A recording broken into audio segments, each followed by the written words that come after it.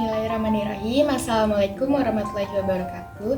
Shalom, Om Swastiastu, Namo Buddhaya, salam kebajikan, salam sejahtera untuk kita semua. Selamat pagi Ibu dan juga kawan-kawan. Sebelumnya mohon izin yang terhormat kepada Ibu Nuraini Farida, SPDI MPD, selaku dosen pengampu pada mata kuliah bimbingan konseling, dan juga teman-teman saya yang saya banggakan. Nah, sebelumnya saya mohon izin perkenalkan, nama saya Dewi Nurhaliza dengan nomor NPM 22106311110101, kelas 5C, Program Studi Pendidikan Agama Islam, Fakultas Agama Islam, Universitas Singapura Bangsa Karawang.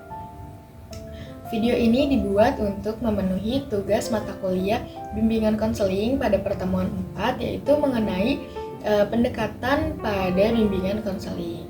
Nah, apa saja sih pendekatan-pendekatan yang ada di bimbingan konseling? Yaitu yang pertama ada pendekatan krisis. Nah, kemudian yang kedua ada pendekatan preventif, dan yang ketiga ada pendekatan development, dan juga yang terakhir ada pendekatan remedial. Nah, saat ini saya akan membuat tugas tentang mencari suatu kasus atau suatu masalah, dan kita harus mencari pendekatan apa yang sekiranya cocok untuk kasus tersebut. Nah, kira-kira apa aja sih? Langsung aja cekidot. Oke, baik. Di sini saya akan membahas tentang kenakalan-kenakalan pada remaja. Nah, kira-kira apa saja sih kenakalan-kenakalan pada remaja? Sebetulnya banyak sekali ya kenakalan pada remaja. Salah satu contohnya itu adalah tawuran, meminum minuman keras, narkoba, free sex, atau yang lain sebagainya. Nah, tapi saat ini saya akan membahas tentang suatu kenakalan remaja yang sering banget terjadi di kota-kota besar. Nah, yaitu adalah tawuran. Nah, di sini ada suatu artikel yang dimana saya mengambil artikel ini dari detik.com.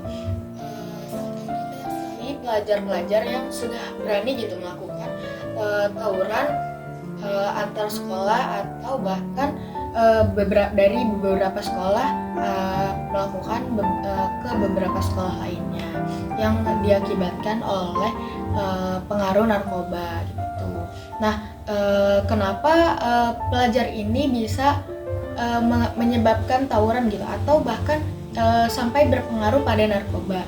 Nah, salah satu faktornya itu beragam, bisa jadi dari faktor lingkungannya, atau dari faktor sosialnya, atau bahkan dari faktor keluarganya itu sendiri. Nah, dengan itu kita sebagai guru BK atau kita sebagai konselor nih gitu, kita harus bisa memberikan edukasi yang banyak tentang masalah-masalah yang akan datang, atau sekiranya mereka melakukan tawuran itu dampaknya itu akan seperti apa gitu.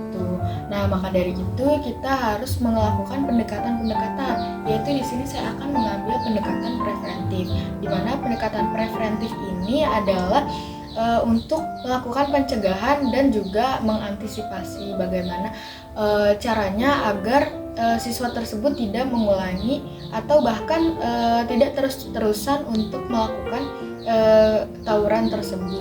Nah, dengan adanya pendekatan preventif ini tentu juga pasti ada langkah-langkahnya. Nah, langkah yang pertama itu adalah identifikasi resiko. Nah, bagaimana kita cara untuk mengidentifikasi resiko tersebut? Nah, kita harus mengkaji dulu nih, harus menganalisis resiko-resiko yang dapat menyebabkan masalah di masa depan tersebut, yang bisa mencakup dengan faktor pribadi, faktor sosial, atau bahkan faktor dari keluarga itu sendiri yang bisa menimbulkan suatu masalah tersebut. Nah, kemudian setelah kita sudah mengidentifikasi masalah tersebut, kenapa siswa tersebut bisa nih melakukan tawuran tersebut, pasti awalnya itu dari satu siswa untuk mengajak siswa lainnya untuk mengikuti kegiatan yang tidak baik itu. Nah, atau awalnya itu mereka punya dendam dengan sekolah lain.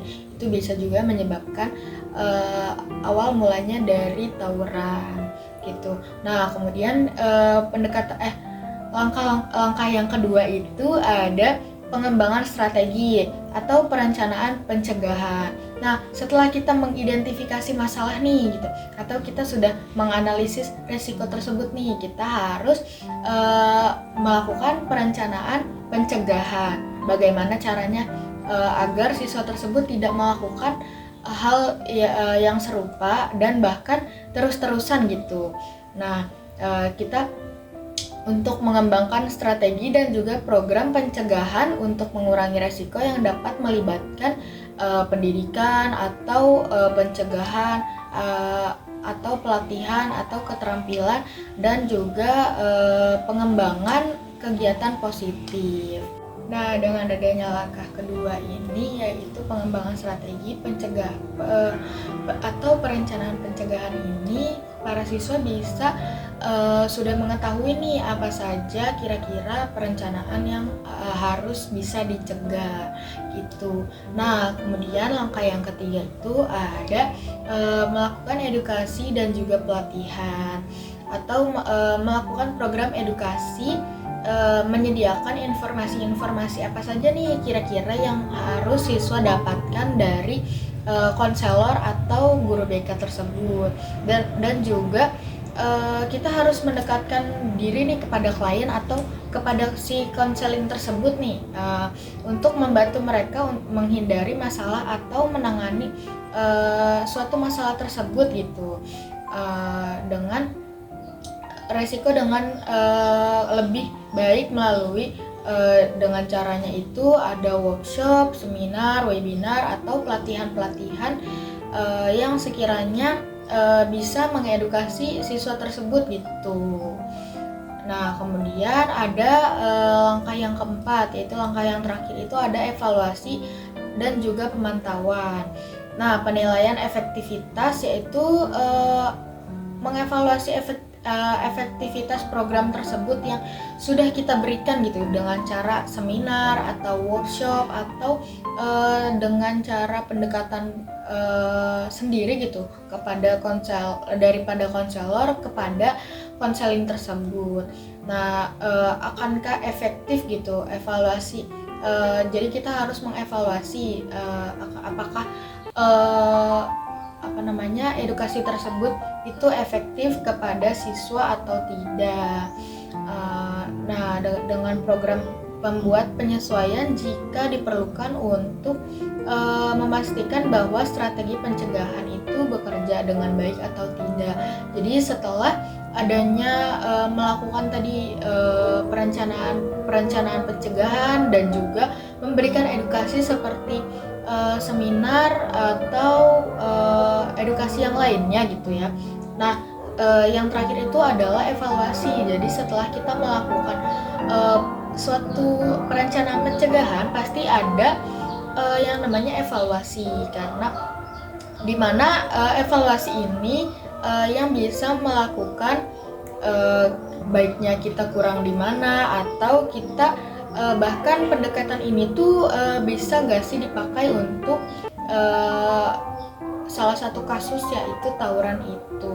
Nah, jadi pendekatan preventif ini bersifat pencegahan atau mengantisipasi atau juga bahkan menghindari gitu hal-hal tersebut yang di luar nalar kita. Nah, jadi pendekatan preventif ini bersifat untuk mencegah suatu masalah atau mengantisipasi suatu masalah yang melekat pada kenakalan-kenakalan pada remaja seperti itu. Nah, baik, mungkin hanya itu yang dapat saya sampaikan. Kurang dan lebihnya saya mohon maaf karena saya juga masih belajar, belum mengetahui banyak gitu tentang pendekatan-pendekatan pada bimbingan konseling. Kurang lebihnya mohon maaf. Ihdinash shiratal mustaqim. Wallahul muwaffiq ila aqwamit thoriq. Wassalamualaikum warahmatullahi wabarakatuh.